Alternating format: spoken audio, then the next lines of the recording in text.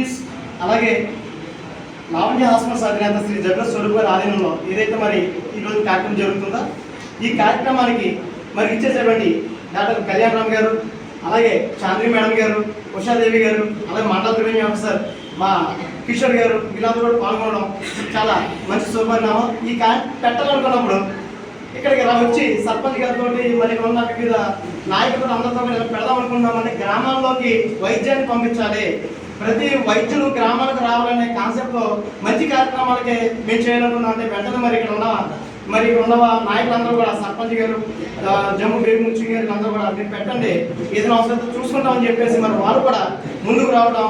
అలాగే ఇక్కడ ఉన్న చిన్న చిన్న మేము పొద్దున రాగానే చూసినప్పుడు ఈ పేషెంట్లు అందరూ కూడా ఎర్లీ అవర్స్లో 8 o'clock వచ్చి మరి ఇక్కడ కూర్చోవడం కూడా మన గమనాలుగా చెప్పుకోవాలి.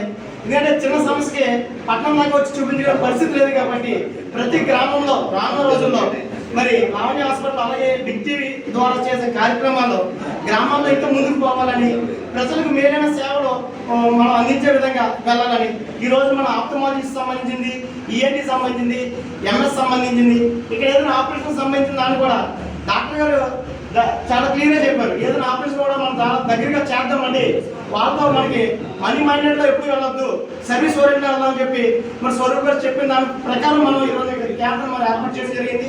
రానున్న రోజుల్లో ఇంకా చాలా గ్రామాల్లో కూడా పెట్టే ఉద్దేశంతో డాక్టర్ గారు కూడా ఉన్నారు. గ్రామ స్థాయిలో సర్వీస్ ఓరియంటెడ్గా ముందుకెళ్ళాలని ఆలోచన ఉన్నారు కాబట్టి ఇటువంటి క్యాంపుల్ని ఖచ్చితంగా ప్రజలు అందరూ కూడా సద్వినియోగం చేసుకొని మీ యొక్క ఆరోగ్యాన్ని చక్కగా ఉంచుకోవాలని కోరుకుంటున్నాను.